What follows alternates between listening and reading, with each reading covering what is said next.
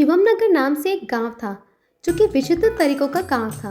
वहां पर कुछ शहर के लड़के घूमने आते हैं। राम राम भाई सारिया ने, कौन हो भाई और यहाँ क्या कर रहे हो? नमस्ते बुढ़े दादाजी। ओए, बुढ़ा किसको बोला? बुढ़ा होगा तेरा पापा, हम तो देसी बालक है गामा के। सॉरी दादाजी, मेरा मतलब है सॉरी चाचा जी। चाचा जी, हम शहर से आए हैं। सुना है कि आपका गांव बहुत अच्छा और सुंदर है। इसके लिए हम 7-8 दिन यहीं पर रुकेंगे। बढ़िया है बेटा, कहीं ये ना हो कि यहाँ रुकते रुकते तुम्हारी पतलून गीली हो जाए। हाँ हाँ हाँ। ये बात सुनकर लड़कों को कुछ समझ नहीं आया और वो एक दूसरे के मुंह देखते हैं और गांव में रुक जाते हैं। और शाम को खाना खाने के बाद, अरे केशव, कितना अजीब गांव और यहाँ के लोग कितने अजीब हैं। हम यहाँ मेहमान बनकर आए हैं, फिर भी कोई मेहमान नवाजी नहीं। अरे छोड़ो भाई राघव, अपने को थोड़े यहाँ पर जिंदगी बितानी है, जो इतना सोचने चले। अब सो जाओ और कल सब मिलकर इस गांव का भ्रमण करेंगे। ठीक है भाई, चलो गुड नाइट। इस तरह कुछ बातचीत के पश्चात वे सभी सो जाते हैं। तभी अचानक कुछ समय बाद केशव नींद से जागता है और पानी पीने जाता है। तभी अचानक वह चिल्ला उठता है। अरे भाई केशव, क्या हुआ? तुम इतना जोर से क्यों चिल्लाए? हम सबकी नींद खराब हो गई। कुछ नहीं, बस पानी पी रहा था, तब एक छिपकली आ गई तो मैं डर गया। हे भगवान, इस इंसान को लड़कियों वाले डर से छुटकारा दिलाओ। ऐसा कुछ नहीं है, बस कभी कभी डर जाता हूँ। इस तरह बातें करते करते सभी लोग सो जाते हैं और फिर सुबह। अरे ओ आलसी राघव, जल्दी उठो और तैयार हो जाओ, गांव को देखने जाना है ना। हाँ हाँ ठीक है। इस तरह से राघव, केशव और उनके साथ आए लोग जाते हैं और गांव देखते हैं। अरे राघव, यह गांव तो बहुत सुंदर है भाई। हाँ केशव। अरे राघव, वो देखो कितना सुंदर और पुराना दरवाजा है। चलो उसके पास जाते हैं और उसे खोलते हैं। जरूर कुछ न कुछ देखने को मिलेगा, या फिर हो सकता है खजाना भी हो उसके अंदर। जल्दी वहां से हटो। अबे कौन भौंक रहा है बे? तेरा चाचा। जबान संभाल के बात कर नालायक। सॉरी दादाजी, मेरा मतलब है सॉरी चाचा जी। अरे ओ, शहर के पढ़े लिखे अनपढ़, इधर आओ। तुम लोग क्या हमारे गांव में मुसीबत लाना चाहते हो, या फिर तुमसे हमारे गांव की शांति देखी नहीं जाती? तुम सब लोग मेरे साथ पंचायत चलो। Come on, just follow me.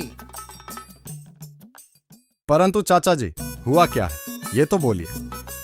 बेटा देखो, तुम लोग नए नए हो और मेरे ख्याल से तुम्हें 1-2 दिन ही हुए हैं।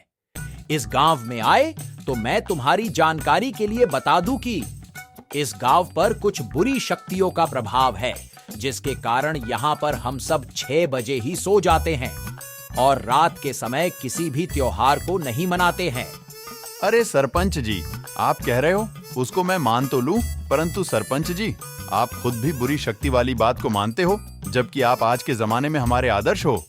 ओ बेटा, हमने तो सब महसूस किया है और देखा है। तुम्हें इतना ही शौक है तो आज शाम को सबके सोने के बाद घर के बाहर बैठ जाना, ठीक है? अगर अंदर ही पेशाब नहीं किए ना, तो मेरा नाम भी बेईमान सेठ नहीं। ठीक है चाचा जी, मैं और मेरे दोस्त सब रात को पहरा देंगे। भाई तुझे फंसना है तो फंस, पर हम सबको तो छोड़ दे भाई। नहीं, हम साथ आए हैं तो साथ में ही जाएंगे, और भूत और बुरी शक्तियां नहीं होती है, ये साबित करके दिखाएंगे। अरे भाई, बार बार नाम मत ले, मेरी पतलून गीली हो रही है। अरे तू चुप कर पनौती। अबे तू पनौती होगा, मैं नहीं हूँ। और अगर कुछ हुआ ना मुझे तो तुझे मैं देख लूंगा। देखोगे कैसे बचोगे तब ना। अरे ओ चाचा, आप डराओ मत मुझे, नहीं तो पेशाब अंदर ही निकल जाएगी। अब चल भाई यहाँ से। हाँ भाई। इस तरह से इतनी सारी चर्चा के बाद सभी लोग अपने अपने घर चले जाते हैं और फिर शाम के समय केशव, राघव और उनके सभी दोस्त 6 बजे बाद बाहर आते हैं। और फिर दोस्तों सुनो, सभी घर के अंदर है तो हम सब अब बाहर खड़े होने की बजाय कहीं छुप जाते हैं, ताकि हमको सब पता चले कि हो क्या रहा है। पर केशव, पर कुछ नहीं, चलो जल्दी सब छुप जाते हैं। ठीक है, चलो वहाँ उस पेड़ के पीछे छुप जाते हैं। इस तरह से सभी लोग छुप जाते हैं और कुछ समय बाद अब ये काला काला धुआं कहाँ से आ रहा है? अरे मुझे चक्कर आ रहा है। धीरे धीरे सभी को चक्कर आ जाते हैं। अरे मेरा सर इतना भारी भारी क्यों हो रहा है और मैं कहाँ आ गया हूँ? और अब ये कौन सी जेल है? राघव उठो भाई, उठो जल्दी। अरे मैं कौन हूँ? मैं कहाँ हूँ? और हम दोनों कहाँ आ गए हैं? उहू हू हू उहू हू हू। अरे चुप हो जा। एक तो ये पता नहीं चल रहा है कि हम यहाँ आए कैसे। मुझे तो बस इतना पता है कि कुछ धुआं आया था और हम बेहोश हो गए। अच्छा, तो ये सब उस काले धुएं से हुआ है? इसका मतलब हमारे बाकी के दोस्त जो हमारे साथ थे वो नहीं फंसे हैं, खाली हम दोनों ही फंसे हैं। हाँ, हो सकता है। अब हमें यहाँ से बाहर जाने का रास्ता देखना पड़ेगा। अरे मेरी फूटी किस्मत, जो मैंने तेरे पर भरोसा किया, अभी तक तो मेरी शादी भी नहीं हुई है। अच्छा, तो मेरे तो जैसे 10-10 बार हो गई है ना? अब तू चुप कर और रास्ता बता इस जेल से बाहर निकलने का। इस तरह दोनों लोग बात करते हैं, तभी उनको कुछ आवाजें आती हैं। राघव, आवाज सुन एक बार, किसकी है? अरे ये आवाज तो बाहर से आ रही है। सुन, दोनों मिलकर जेल के दरवाजे को मारते हैं, उससे टूट जाएगा और हम बाहर चले जाएंगे। ठीक है? दोनों मिलकर प्रयास करते हैं और बाहर चले जाते हैं। राघव, हमें सबसे पहले उस आवाज तक जाना है क्योंकि अभी भी हम इसी गुफा में हैं, रास्ता ही नहीं है इस गुफा से बाहर जाने का। ठीक है? हाँ ठीक है, चलो। इस तरह से दोनों मिलकर आगे बढ़ते ही और देखते हैं कि मुखिया जी को उनके गांव के 3 लोग मिलकर मार रहे होते हैं। अरे भाई, ये तो मुखिया जी हैं और इनको ये गांव के लोग क्यों मार रहे हैं, वो भी यहाँ इस गुफा के अंदर? पता नहीं भाई, कुछ तो गड़बड़ है केशव, कुछ तो गड़बड़ है। अब चुप कर, 2 रुपए के CID। ठीक है। कुछ समय बाद मुखिया जी को अकेला छोड़कर गांव के लोग चले जाते हैं। केशव, मुखिया जी अब अकेले ही हैं। लगता है कि वो लोग मुखिया जी की धुलाई करके चले गए। चलो चलते हैं और मुखिया जी से बात करते हैं। चलो। मुखिया जी, आप और यहाँ और ये लोग आपको क्यों मार रहे थे? अरे बेवकूफो, पहले मुझे किसी और जगह पर ले जाओ। बहुत तोड़ा है उन लोगों ने मुझे। जी मुखिया जी। मुखिया जी बताइए, अब क्या हुआ? उस दिन मैंने तुम्हारी बात पर गौर किया और पाया कि दरवाजे का जिक्र कभी किसी ने नहीं किया था। ये अफवाह तो हमारे समय से शुरू हुई है और मैं जैसे ही दरवाजे के पास आया तो ये खुल गया और अंदर आया तो पता चला कि गांव के कुछ लोगों इस गुफा के अंदर गैर कानूनी धंधे करते हैं और मैं ये सब देखकर बाहर जाने वाला था पता करने के लिए, तभी उन लोगों ने पकड़ लिया और मुझे बहुत तोड़ा। मेरी तो हालत ही बिगाड़ दी उन लोगों ने। अच्छा, तभी ये लोग दरवाजे के बाहर आते ही लोगों को डरा देते थे। और उन लोगों ने शुरू में ही भ्रम को बढ़ाने के लिए लोगों को बेहोश करना वगैरह किया था और सबको चुना लगाया था। कोई आ रहा है, चलो छुप जाते हैं जल्दी। अरे वो बुढ़ा मुखिया कहाँ है? जल्दी से ढूंढो उसे। जी झोलर सेठ, अभी उस बुढ़े को ढूंढ के लाता हूँ और वापस से तोड़ता हूँ उसको।